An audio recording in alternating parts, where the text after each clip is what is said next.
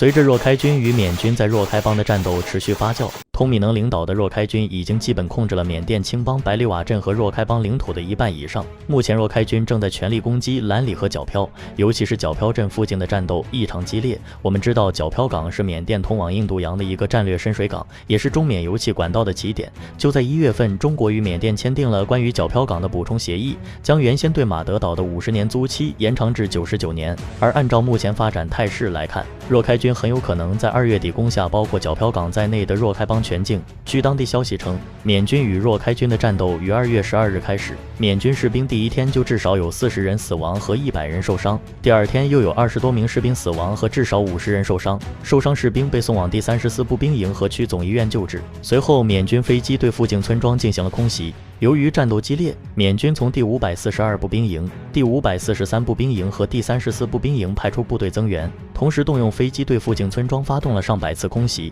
另有报道说，有30多名若开当地的缅军士兵直接从皎漂的丹纳瓦底海军基地逃跑了，导致军政府部队追赶并向附近村庄开枪。由于害怕遭到缅军空袭，很多当地居民逃到了中国项目所在的马德岛上。毕竟这次发生战斗最近的地方与中国投资的马德岛皎漂港仅5公里。随着缅军在若开邦战事的节节失利，敏昂莱也只能通过炸桥的方式延缓若开军前进的脚步了。不过值得一提的是，若开军不但击沉了一艘缅军的登陆舰，还顺带缴获了一艘完好的炮舰，或许可以奢侈一把，用来当渡轮。为什么若开军对拿下皎漂如此执着呢？一方面，皎漂属于若开邦重要港口，若开军如果能一鼓作气拿下，也能实现其光复若开邦全境的口号。另一方面，也是出于经济利益考量。缅甸的地形呈马蹄状，北西南3面环山，只有中部为平原。若开邦虽然地处沿海，但以山地居多。若开军即使拿下绝大部分地区，如果没有港口作为稳定的经济来源，也很难维系军队庞大的开支。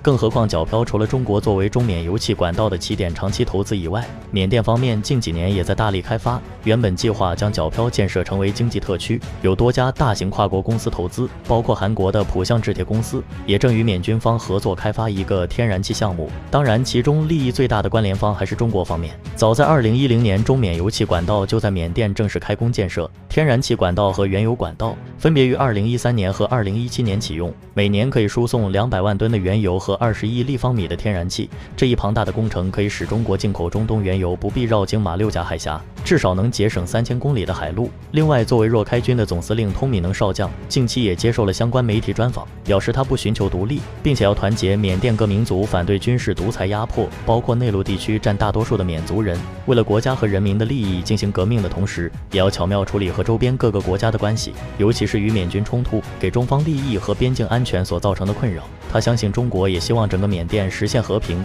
正如通米能少将所言，缅甸的未来需要缅甸各民族共同努力，一个和平发展、没有毒品电诈的缅甸，最能符合缅甸人民和周边各个国家的利益。缅甸局势将如何演变，本频道将持续关注，下期再会。